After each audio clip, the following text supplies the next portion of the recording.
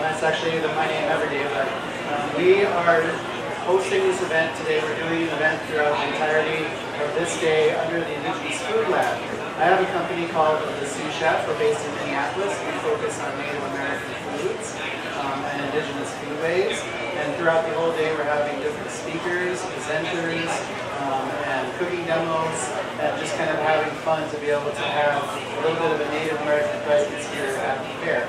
So I'm going to do a little bit of a quick demo, presentation, just to talk to you guys about the work that we do, and then we have a special guest to talk about the work that he does up north with wild rice and maple and indigenous foods, kind of up towards the Duluth area. So just to start off with, I started the company, the Sioux Chef, a few years ago, back in 2014. We've been in Minneapolis. We've had a food truck. We still have a catering company. And we're getting ready to open up our first restaurant, which is actually under this brand, the Indigenous Food Lab. Thanks. And I just want to explain a little bit about the work we do and why we think it's important, and what kind of our point of view and what we're doing to try to move it forward into the future. So the biggest point is just understanding that no matter where you are, all of North America begins with indigenous food. It just begins with indigenous history. So Minnesota has history long before Flora Eagles, despite what our high school books tell us.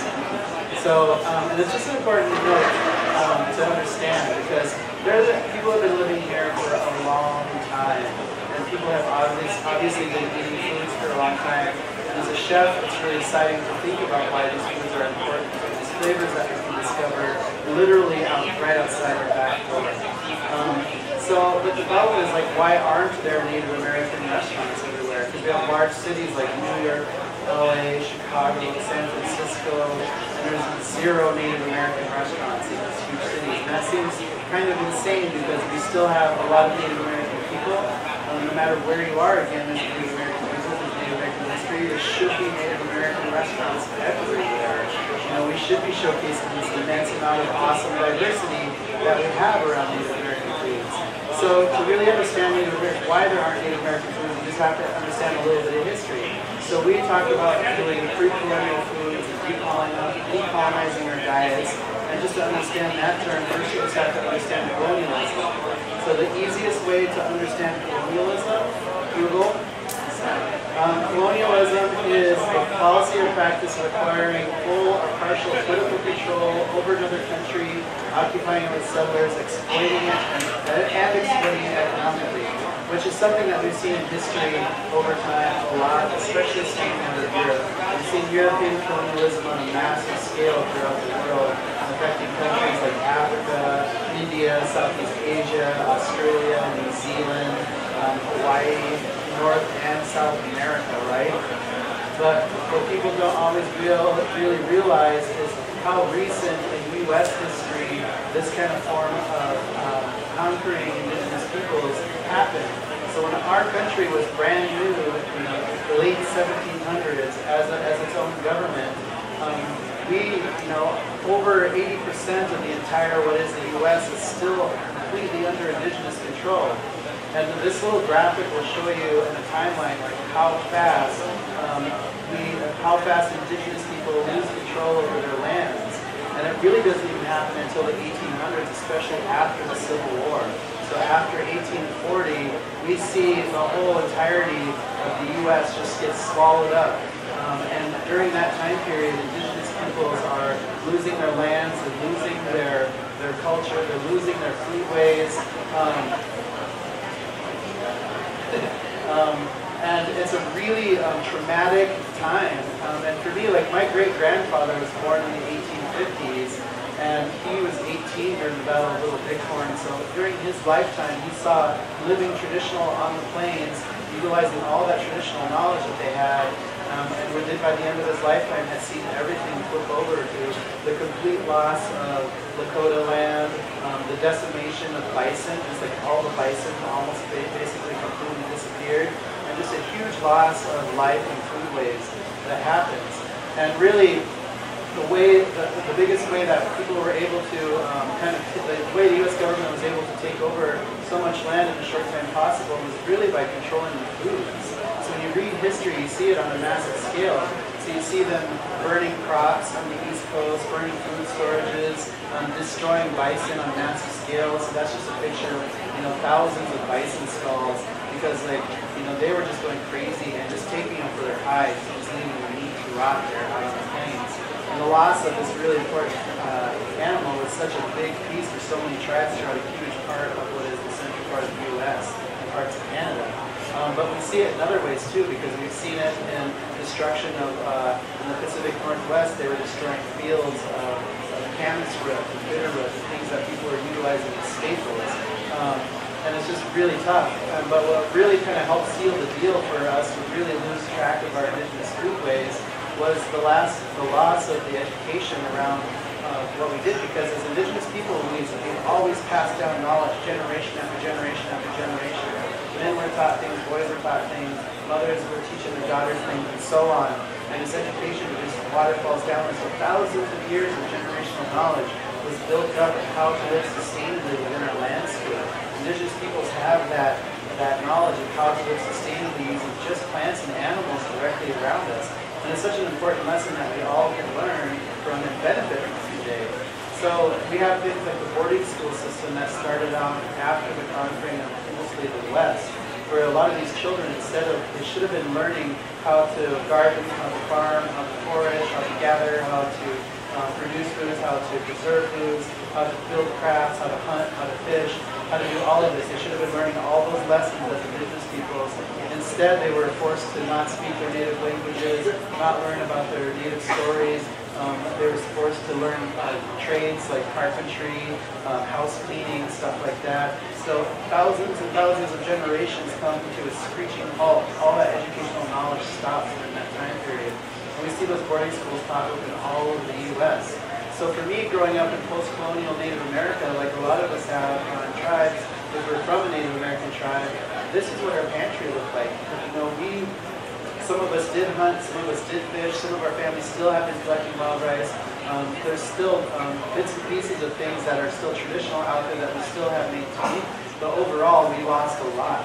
So a lot of us grew up with our cabinets looking like this, and this is the 2017 commodity food list picture, and that looks even better than it did when I was a kid, because we just had the black and white cans that was just beef with juice. And it wasn't pretty, but that was the food that we lived off. And because indigenous people's communities have been surviving and becoming reliant on these government subsidies for so long, we've seen such a huge spike in health disparity. So an immense amount of diabetes, obesity, heart disease, allergies, all sorts of foodborne illnesses that arise from trying to survive off of a food system that is not nutritional. Because the problem with this food is it was developed in the 1930s as a farm supplement program to help out a lot of the immigrant farmers that were scattered throughout the U.S. to help make sure that they were able to have the U.S. government buy foods from them so the government can create surplus. So we see these kind of foods in hospitals, school systems, and on Native American reservations.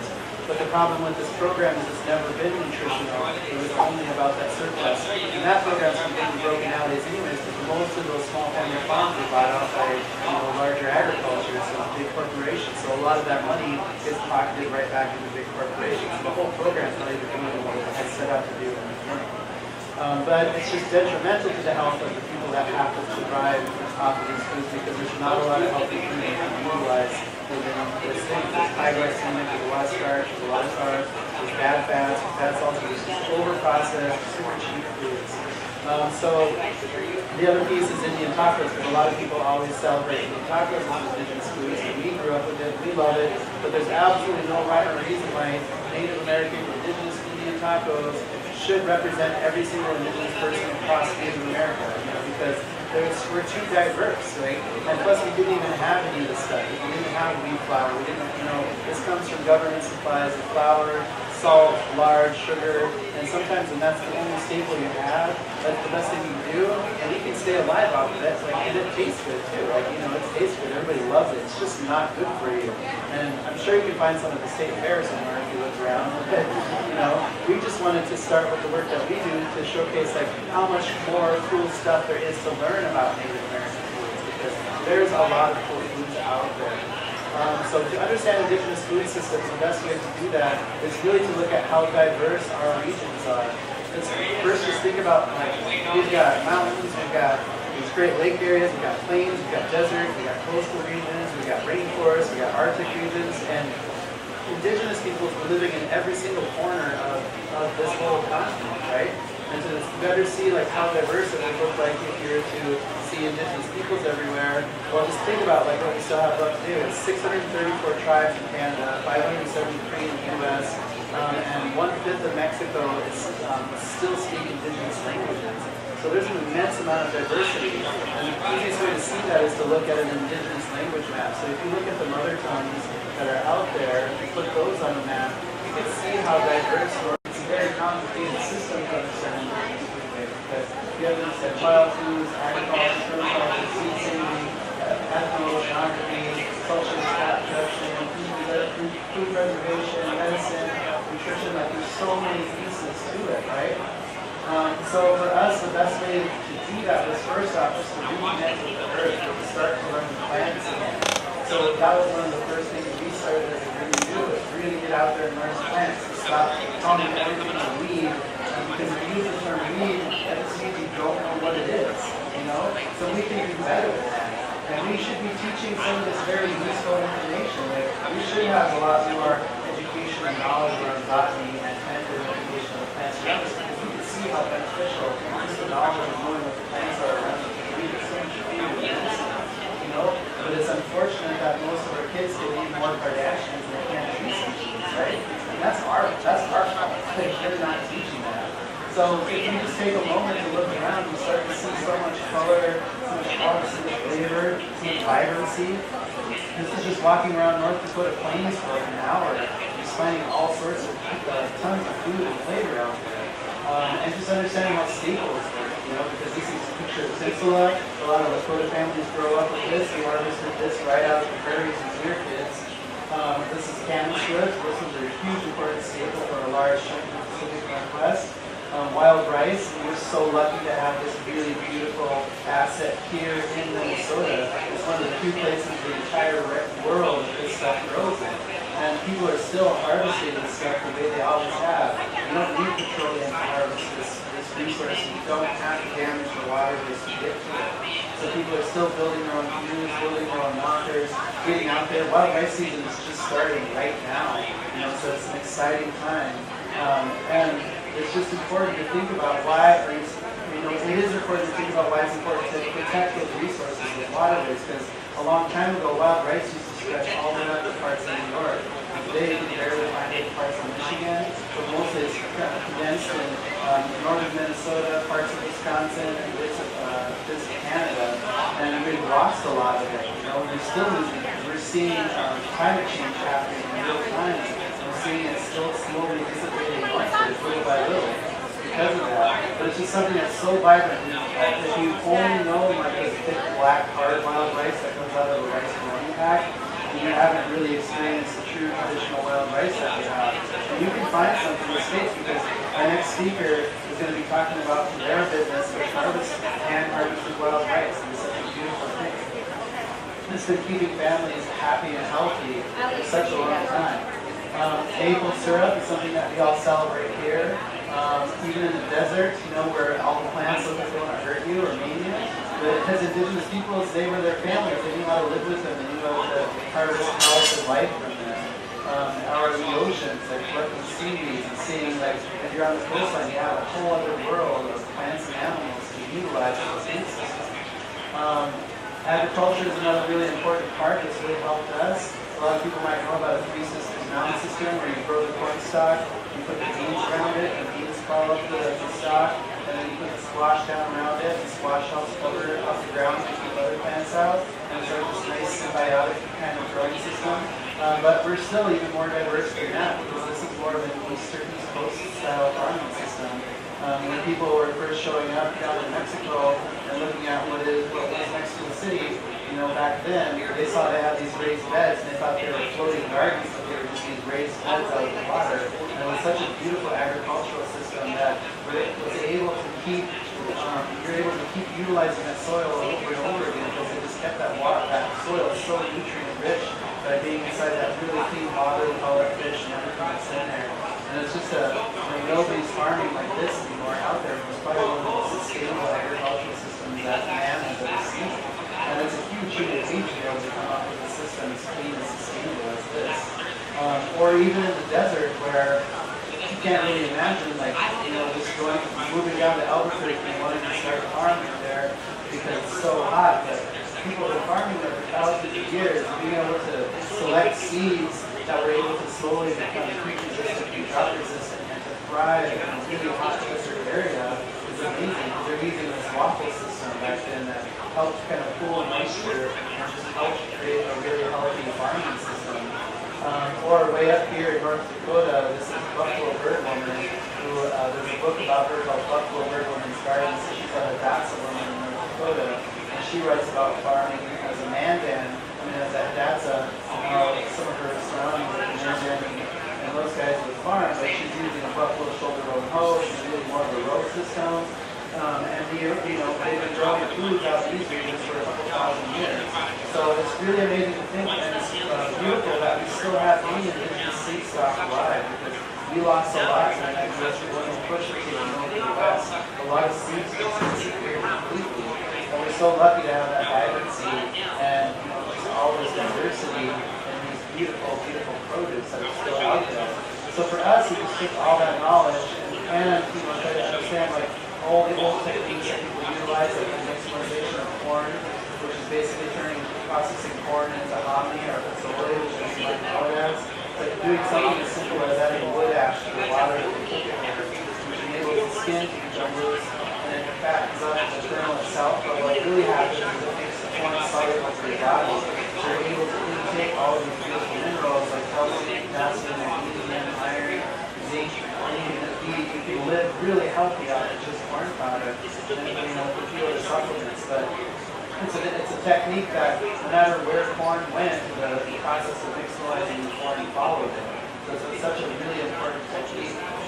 We look at food preservation. We think about how much change we can do as a community. Of one grocery store just took the time to pull fruits and vegetables to and just do something as simple as drying them out to preserve them. How much food stock we would have left from one grocery store doing that. We're so wasteful as a society as a whole. We could do so much better with just being so much more efficient with what we have. There's no reason people should be hungry out there because we have access to so much food and we could be doing so much to making this food work correctly. We're going to have to think about that because we have these huge population growths going across the world. We have to figure out our food system sooner than later, and we just cannot be as wasteful as we are.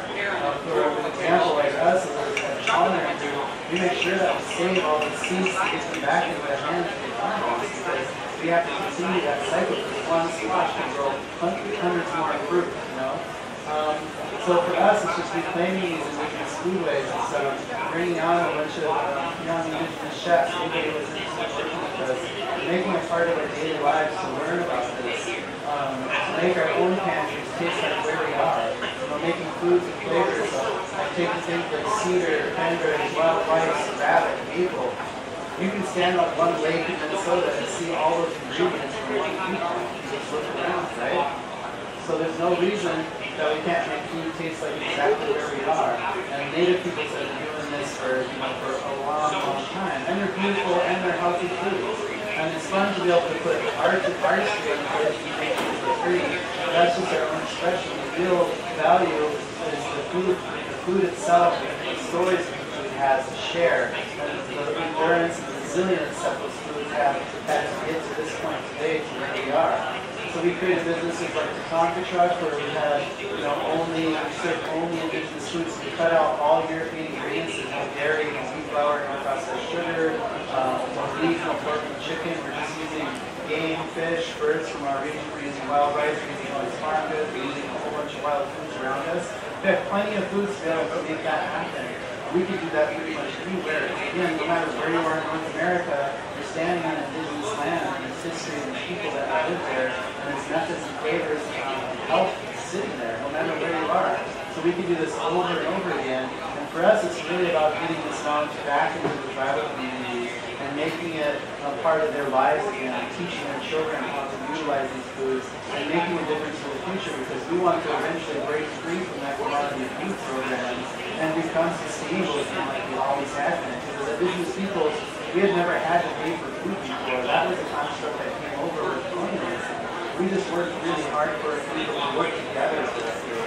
We all chipped in. Everybody's job was food in some way, because you're hunting, fishing, gathering, foraging, harvesting, preserving, building tools, teaching people. That there's just so much that we were all focused around food days. So we have our next speaker coming up, and we still, throughout this whole day, we have a few speakers to talk about the work that they're doing. So I hope you guys continue to check in on us. We're just going to reset in just a moment, and we're going to talk about some wild rice and some maple. So thank you guys for listening to that. And if you have any questions, feel free to come up and ask me directly. We have our cookbooks for sale over here. The cookbook, Beth, the other author, is sitting down there. Dave. Our cookbook won the James Beard Award this year for Best American Cookbook. Huge deal. We're just really excited to be at the fair, because there is not a lot of Native American presence at the fair. We're really happy to utilize this platform. Hopefully we can be more of a mainstay at the fair as we come to invite more indigenous people around the state to celebrate the work that they do, to revitalize and to just showcase the beautiful cultures that are all across the world. Thank you guys.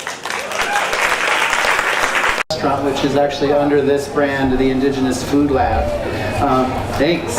And I just want to explain a little bit about the work we do and why we think it's important, and what, kind of our point of view and what we're doing to try to move it forward into the future. So the biggest point is just understanding that no matter where you are, all of North America begins with indigenous food. It just begins with indigenous history. So Minnesota has history long before Laura Ingalls, despite what our high school books tell us. So, and it's just an important note to understand, because people have been living here for a long time, and people have obviously been eating foods for a long time. And as a chef, it's really exciting to think about why these foods are important, and these flavors that we can discover literally right outside our back door. But the problem is, why aren't there Native American restaurants everywhere? Because we have large cities like New York, LA, Chicago, San Francisco, and there's 0 Native American restaurants in those huge cities. And that seems kind of insane, because we still have a lot of Native American people. No matter where you are, again, there's Native American people, there's Native American history. There should be Native American restaurants everywhere. We should be showcasing this immense amount of awesome diversity that we have around Native American foods. So to really understand why there aren't Native American foods, you just have to understand a little bit of history. So we talk about doing pre-colonial foods and decolonizing our diets. And just to understand that term, first you just have to understand colonialism. So the easiest way to understand colonialism, Google.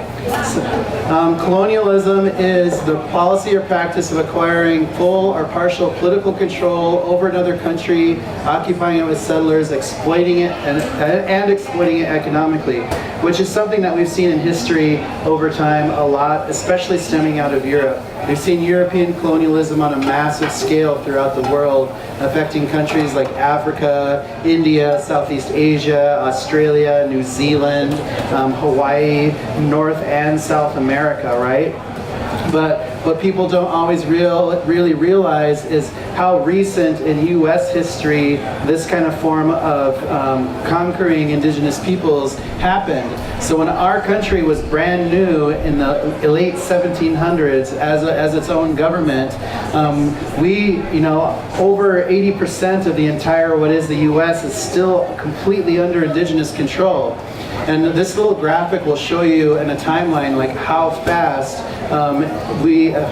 indigenous people lose control over their lands. And it really doesn't even happen until the 1800s, especially after the Civil War. So after 1840, we see the whole entirety of the US just get swallowed up. And during that time period, indigenous peoples are losing their lands, they're losing their culture, they're losing their foodways. I'm just going to point to that thing. And it's a really traumatic time. And for me, like my great-grandfather was born in the 1850s, and he was 18 during the Battle of Little Bighorn. So during his lifetime, he saw living traditional on the plains, utilizing all that traditional knowledge that they had, and with it, by the end of his lifetime, had seen everything flip over to the complete loss of Lakota land, the decimation of bison, just like all the bison almost basically completely disappeared, and just a huge loss of life and foodways that happens. And really, the biggest way that people were able to the way the U.S. government was able to take over so much land in a short time possible was really by controlling the foods.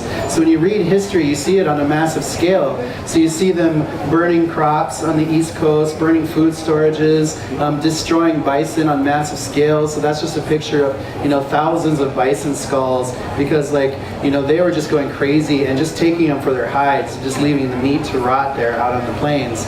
And the loss of this really important animal was such a big piece for so many tribes throughout a huge part of what is the central part of the U.S. and parts of Canada. But we see it in other ways too, because we've seen it in destruction of, in the Pacific Northwest, they were destroying fields of camas root and bitter root and things that people were utilizing as staples. And it's just really tough. But what really kind of helped seal the deal for us to really lose track of our indigenous foodways was the loss of the education around what we did, because as indigenous people, we've always passed down knowledge generation after generation after generation. Men were taught things, boys were taught things, mothers were teaching their daughters things, and so on. And this education just waterfalls downward. So thousands of years of generational knowledge was built up of how to live sustainably within our landscape. Indigenous peoples have that knowledge of how to live sustainably using just plants and animals directly around us. And it's such an important lesson that we all could learn from and benefit from today.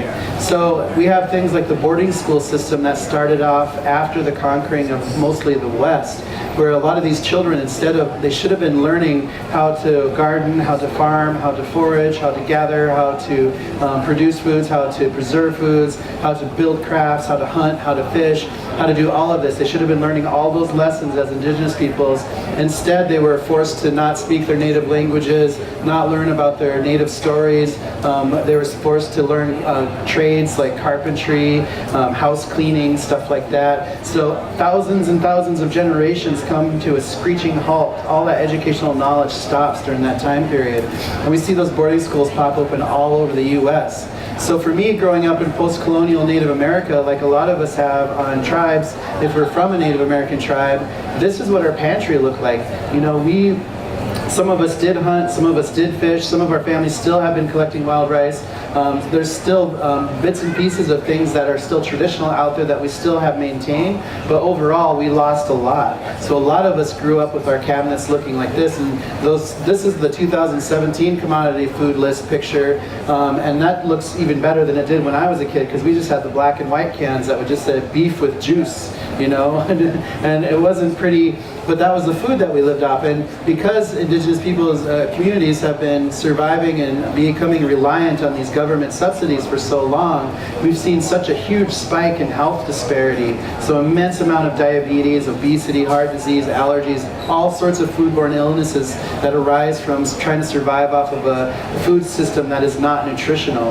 Because the problem with this food is it was developed in the 1930s as a farm supplement program to help out a lot of the immigrant farmers farmers that were scattered throughout the U.S. to help make sure that they were able to have the U.S. government buy foods from them so the government could create a surplus. So we see these kind of foods in hospitals, school systems, and on Native American reservations. But the problem with this program is it's never been nutritional. It was only about that surplus. And that program's completely broken nowadays anyways, because most of those small family farms were bought out by, larger agriculture, so big corporations. So a lot of that money gets pocketed right back into big corporations. So the whole program's not even doing what it had set out to do in the beginning. But it's just detrimental to the health of the people that have to survive off of these foods, because there's not a lot of healthy food you can utilize within this thing, because it's high glycemic, there's a lot of starch, there's a lot of carbs, there's bad fats, there's bad salts, because it's just over-processed, super cheap foods. The other piece is Indian tacos, because a lot of people always celebrate Indian tacos as indigenous foods, and we grew up with it and we love it, but there's absolutely no rhyme or reason why Native American, indigenous Indian tacos should represent every single indigenous person across Native America, because we're too diverse, right? And plus we didn't even have any of this stuff, because we didn't have wheat flour, we didn't, this comes from government supplies of flour, salt, lard, sugar, and sometimes when that's the only staple you have, that's the best thing you can do, and you can stay alive off of it, and it tastes good too, it tastes good, everybody loves it, it's just not good for you. And I'm sure you can find some at the state fair somewhere if you look around, but we just wanted to start with the work that we do to showcase how much more cool stuff there is to learn about Native American foods, because there's a lot of cool foods out there. So to understand indigenous food systems, the best way to do that is really to look at how diverse our regions are. Because first just us, and 1/5 of Mexico is still speak indigenous languages. So there's an immense amount of diversity, and the easiest way to see that is to look at an indigenous language map. So if you look at the mother tongues that are out there and put those on a map, you can see how diverse North America looks, from Mexico all the way up through Alaska. And those are very fluid lines. They're not static lines that we have with these invisible lines drawn all over the place, because we don't care about one side speaking Spanish, English, or French. Those are all colonial languages. What we care about is just understanding how much diversity we have to celebrate, and how much we can learn to celebrate our different regions by understanding the indigenous knowledge that lies there. So when we started breaking it out, it's a very complicated system to understand indigenous foodways, because you have to understand wild foods, agriculture, permaculture, seed saving, ethno-oceanography, salt, sugar, fat production, food preservation, medicine, nutrition. There's so many pieces to it, right? So for us, the best way to do that was first off just to reconnect with the earth and to start to learn the plants again. So that was one of the first things we started as a group to do, was really get out there and learn the plants, to stop calling everything a weed, because if you use the term weed, that just means you don't know what it is, So we can do better than that. And we should be teaching some of this very useful information. We should have a lot more education and knowledge around botany and plant identification of the plants around us, because we could see how beneficial just the knowledge of knowing what the plants are around you can be. There's so much food and medicine, But it's unfortunate that most of our kids can name more Kardashians than they can tree species, right? And that's our fault. We're not teaching that. So if you just take a moment to look around, you start to see so much color, so much health, so much flavor, so much vibrancy. This is just walking around North Dakota plains for an hour and just finding all sorts of tons of food and flavor out there. And just understanding how staples work, because this is a picture of tinsela. A lot of Lakota families grow up with this. We harvested this right out of the prairies when we were kids. This is camas root. This was a huge important staple for a large chunk of the Pacific Northwest. Wild rice, and we're so lucky to have this really beautiful asset here in Minnesota. It's one of the few places in the entire world that this stuff grows in, and people are still harvesting this stuff the way they always have. You don't need petroleum to harvest this resource, and you don't have to damage the waterways to get to it. So people are still building their own canoes, building their own knockers, getting out there. Wild rice season is just starting right now, so it's an exciting time. And it's just important to think about why are it is important to think about why it's important to protect those resources, those waterways, because a long time ago, wild rice used to stretch all the way out into parts of New York. And today you can barely find it in parts of Michigan, but mostly it's kind of condensed in northern Minnesota, parts of Wisconsin, and bits of Canada. And we've lost a lot of it, and we're still losing it because we're seeing climate change happening in real time, and we're seeing it still slowly dissipating northwards, little by little, because of that. But it's just something that's so vibrant, and if you've only known like the thick black hard wild rice that comes out of a rice-a-roni pack, then you haven't really experienced the true traditional wild rice that we have. And you can find some from the States, because our next speaker is going to be talking about their business, which harvests hand-harvested wild rice, and it's such a beautiful thing. It's been keeping families happy and healthy for such a long time, where all the plants look like they want to hurt you or maim you. But because indigenous peoples, they were their families. They knew how to live with them. They knew how to harvest health and life from them. Or in the oceans, like collecting seaweeds and seeing, like, if you're on the coastline, you have a whole other world of plants and animals to utilize as a food system. Agriculture is another really important part that's really helped and how some of her surroundings, like the Mandan and those guys, would farm, but she's using a buffalo shoulder bone hoe. She's using more of a row system, and they've been growing foods out in these regions for a couple thousand years. So it's really amazing to think, and it's beautiful that we still have any indigenous seed stock alive, because we lost a lot during that U.S. colonial push of taking over the West. A lot of seeds just disappeared completely, and we're so lucky to have that vibrancy and just all this diversity and these beautiful, beautiful produce that are still out there. So for us, we just took all that knowledge and try to understand like all the old techniques that people utilize, like the nixtamalization of corn, which is basically processing corn into hominy or pozole, whichever you might know it as, but doing something as simple as adding wood ash to the water that you cook it with, which enables the skin to become loose, and it fattens up the kernel itself. But what really happens is it makes the corn soluble for your body, so you're able to intake all of these beautiful minerals like calcium, potassium, magnesium, iron, zinc, and you can live really healthy off of just corn product, and with a few other supplements. But it's a technique that no matter where corn went, the process of nixtamalizing the corn followed it. So it's such a really important technique.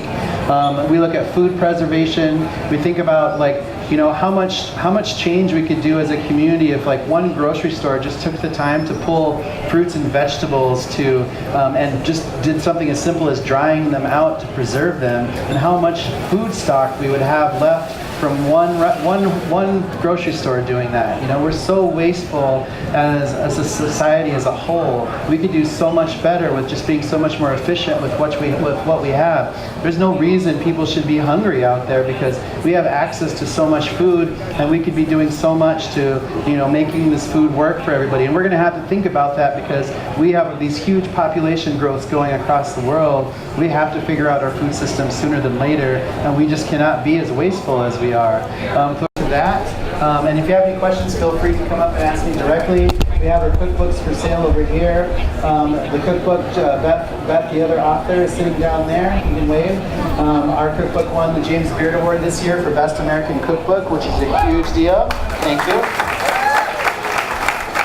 And we're just really excited to be at the fair, because there is not a lot of Native American presence at the fair, and we're really happy to utilize this platform, and hopefully we can be more of a mainstay at the fair as we come to invite more Indigenous peoples around the state to celebrate the work that they do, to revitalize and to just showcase the beautiful cultures that are all across the board. Thank you guys.